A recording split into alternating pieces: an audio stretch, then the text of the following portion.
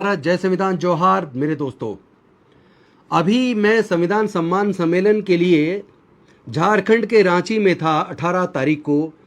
अचानक मैंने देखा कि दिल्ली के मुख्यमंत्री आतिशी जी और उनके साथ पूर्व मुख्यमंत्री जो आम आदमी पार्टी के कन्वीनर अरविंद केजरीवाल जी ने मिलकर दोनों ने प्रेस कॉन्फ्रेंस की और प्रेस कॉन्फ्रेंस में उन्होंने बताया कि जय भीम मुख्यमंत्री प्रतिभा विकास योजना और फरिश्ते योजना, ये दोनों योजनाएं पहले कोविड की वजह से और बाद में अरविंद जी के जेल जाने की वजह से बंद हो गई थी और वो उनको चालू करवा रहे हैं अब, चूंकि बाहर आ चुके हैं।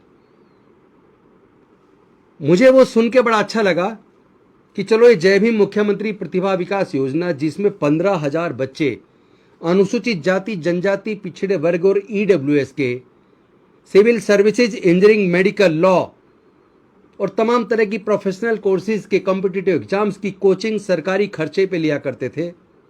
साथ ही 2,500 रुपया उनको स्टाइपेंड मिलता था।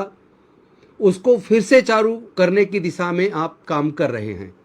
ये जान के मुझे खुशी, देर से ही सही, आखिर चाहे चुनाव की वजह से ही क्यों ना आपको SC ST OBC या गरीब लोगों की याद आई हो, कम से कम आपको याद तो आई। धन्यवाद आपका। लेकिन मैं एक निवेदन करना चाहता हूं कि जय भीम मुख्यमंत्री प्रतिभा विकास योजना केवल ये पिछले कुछ समय से आपके जेल जाने के बाद से बंद नहीं हुई है। ये पिछले लगभग 2 साल से लगातार अफसरशाही की वजह से और आपकी SC ST OBC माइनॉरिटी के मुद्दों के प्रति उदासीनता की वजह से कहीं ना कहीं ये स्कीम बंद हुई। खैर, धन्यवाद आपका। आपको देर से ही सही, चाहे चुनाव की वजह से आया, आपने कम से कम इसको गंभीरता से तो लिया। लेकिन कुछ और भी मुद्दे हैं जिसको आपको बेहद गंभीरता से लेना चाहिए। हमारे SC ST डिपार्टमेंट के माध्यम से ईसापुर में Kalinga institute of social sciences के सहयोग से हम लोग पहली से 10वीं क्लास तक के बच्चों को रेजिडेंशियल स्कूल चला रहे थे SC ST के फंड से, और इस स्कूल में करीब 800 बच्चे पढ़ते थे। मुझे ताजुब है कि आपको जानकारी है या नहीं है, वो स्कूल बंद हो चुका है जनाब। वो 800 बच्चे उनके घर भेज दिए गए। उन बच्चों के भविष्य का क्या होगा? आतिशी जी तो खुद एजुकेशन मिनिस्टर हैं, उनको तो इस बारे में हमने बताया भी था, खुद मैंने बताया था, मनीष जी को बताया था। इसको तो गंभीरता से लेना चाहिए। वो बच्चों का भविष्य 1 साल बर्बाद हो जाएगा, उनका कुछ कीजिए। साथ ही साथ संस्कार आश्रम के अंदर SC ST जो गरीब बच्चे हैं उनके लिए हॉस्टल चला करता था। उस हॉस्टल का 2022 में रेनोवेशन का काम शुरू किया था जो अगस्त में पूरा होना था। लेकिन PWD के इंजीनियर्स ने कहा जी हमें 2 महीने और दे दीजिए, हम इसको अक्टूबर नवंबर में चालू कर देंगे। लेकिन मुझे दुख है कि वो हॉस्टल उसके बाद भी 2 साल हो गए, 2022 के बाद भी 2024 अक्टूबर चल रहा है, अभी तक वो हॉस्टल बंद है। जिन गरीब बच्चों के, जो दूर दराज के गरीब बच्चे होते थे दिल्ली में, जिनके घर पे जगह नहीं थी, जो कॉलेज में पढ़ते थे, उनके लिए रहने के लिए रिहायशी एक हॉस्टल की व्यवस्था थी, वो आज बंद है। जिसमें 100 बच्चे हुआ करते थे, 50 लड़के 50 लड़कियां। मेरा आपसे हाथ जोड़ के निवेदन है, उस हॉस्टल को चालू कराइए और उस स्कूल को, ईसापुर वाले स्कूल को भी चालू कराइए। 800 बच्चों के भविष्य का सवाल है। Delhi scheduled caste, scheduled tribe, OBC minority handicap development finance corporation, जिसके माध्यम से SC ST OBC माइनॉरिटी और हैंडीकैप इन सब के लोगों को स्वरोजगार के लिए बहुत ही सस्ते दर पर ऋण मिला करता था, वो विभाग लगभग बंद है। 10 महीनों से उस विभाग के कर्मचारियों को तनख्वाह नहीं मिली है और लंबे समय से कोई लोन नहीं जा रहा है। लगभग सब कुछ ठप हो गया है। SC ST के मुद्दों पर, विशेष तौर पर OBC के मुद्दों पर आपकी ये उदासीनता मुझे हैरान करते, दुखी करती है। काश आप SC ST के OBC के मुद्दों पर गंभीर होते, माइनॉरिटीज के मुद्दे पर गंभीर होते, तो शायद मुझे ये फैसला ना लेना पड़ता। मैंने बड़े दुखी मन से ये फैसला लिया था पार्टी को छोड़ने का। मैं आपसे करबद्ध निवेदन करता हूं, इन केवल चुनाव के लिए नहीं, इन लोगों के, इन समाज के लोगों के बारे में सोचिए। इनका कोई भविष्य नहीं है। सरकारें भी अगर उनके प्रति उदासीन रहेंगी, उनके लिए अच्छी योजनाएं नहीं बनेंगी, तो कैसे होगा? धन्यवाद करना चाहता हूं, आपने जय भीम मुख्यमंत्री प्रतिभा विकास योजना के लिए मुझे सहयोग किया था, इसीलिए वो योजना बन पाई और लागू हो पाई। अनेकों बच्चे उससे आईआईटीज के अंदर गए, इंजीनियरिंग कॉलेज में, मेडिकल कॉलेज में सेलेक्ट हुए। कितने ही बच्चे बैंक्स के अंदर और अन्य प्रकार की पुलिस आदि सरकारी नौकरी में नौकरी लगे, लेकिन पिछले 2 साल से अधिक से वो बंद है। कितने बच्चों का नुकसान हुआ है। ऐसे मुद्दों पर गंभीर होना चाहिए। राजनीति तो चलती रहेगी, लेकिन इन समाज के बच्चों का होगा क्या। और इसके साथ साथ मैं आपसे निवेदन करता हूं, एक योजना मैंने बनाई थी, higher education in abroad, financial assistant scheme for higher education in abroad. यानी विदेश में जाके लोग हायर एजुकेशन के लिए जाएं तो उनको सरकारी मदद मिले। उस वक्त 5 लाख सालाना किया था। 4 साल का कोर्स अगर है तो फिर 20 लाख रुपया, 1 साल का कोर्स है तो 5 लाख रुपया। लेकिन उसको इतना ज़्यादा बढ़ गया, फीस आज इतनी ज़्यादा है कि एक साल के कोर्स करने के लिए 30-30, 40-40 लाख रुपया चाहिए।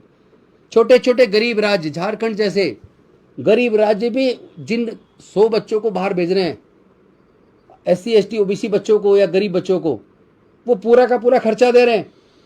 और हमारी दिल्ली की सरकार केवल 5 लाख रुपए, इस 5 लाख के चक्कर में चूंकि लग रहा है 50 लाख 40 लाख उनके पास नहीं, तो 5 लाख भी नहीं ले पाते।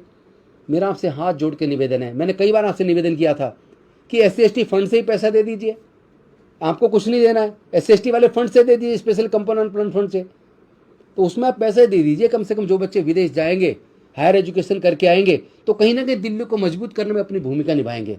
इसमें आपका कुछ जाने वाला नहीं है। SC ST फंड से दे दीजिए, दूसरे फंड को छेड़ने की जरूरत ही नहीं है। और वैसे भी दिल्ली तो एक अमीर स्टेट है, यहाँ तो पैसे की कोई कमी नहीं। आप भी खुद कहते हैं कि हमारे पास पैसे की कोई कमी नहीं है। जब कमी नहीं है तो फिर ऐसे बच्चों का इंतजाम कीजिए। आपके हमारे दिल्ली सरकार का law college, national law university Dwarka, Netaji Subhash university of technology Dwarka, Delhi technical university साबा डेरी, इन कॉलेजेस के अंदर पिछले हमारी 10 साल की सरकार में फीस 5 गुना हो गई है।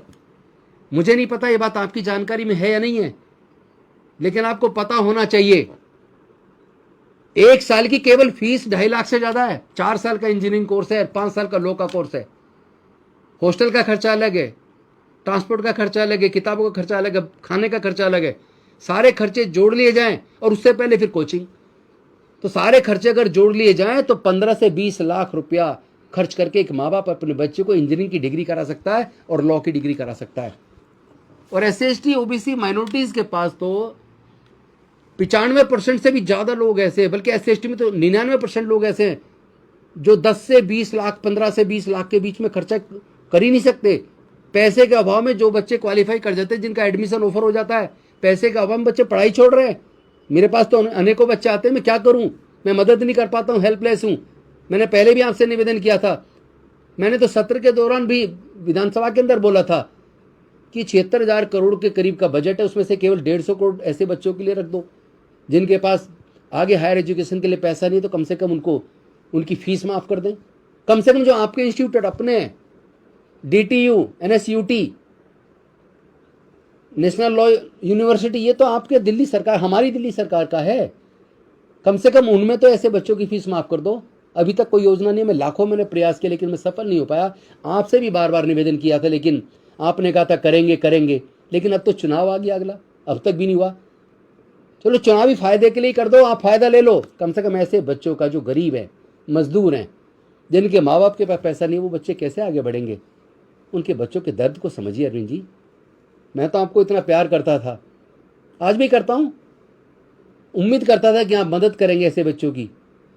अनफॉर्चुनेटली वो हो ना पाया, अब तो कर दीजिए। करबद्ध निवेदन है आपसे, प्लीज ऐसे गरीब बच्चों की मदद कीजिए जिनके पास पढ़ाई के लिए पैसा नहीं है। आप खुद कहते हैं हेल्थ एजुकेशन हमारी प्रायोरिटी है, हम तो फ्री में बच्चों को पढ़ा रहे हैं, लेकिन मैं पूछना चाहता हूं 12वीं तक पढ़ के बच्चे बनेंगे क्या? 12वीं पढ़ के कोई कुछ नहीं बन पाएगा। 12वीं के बाद असली पढ़ाई होती है, जिससे आदमी का भविष्य बनता है, बच्चे का भविष्य बनता है। खासतौर पर टेक्निकल कोर्सेज में इतनी ज्यादा फीस है, बच्चों के पास पैसा नहीं है। कम से कम ऐसे बच्चों की फीस तो माफ करवा दो। अगर आप ये कर देंगे, निश्चित तौर पर मैं सच में आपको दुआएं दूंगा, शुभकामनाएं दूंगा, फूलों का गुलदस्ता और मिठाई लेकर आपके घर आऊंगा आपको बधाई देने के लिए। प्लीज ऐसे बच्चों की मदद कीजिए। धन्यवाद।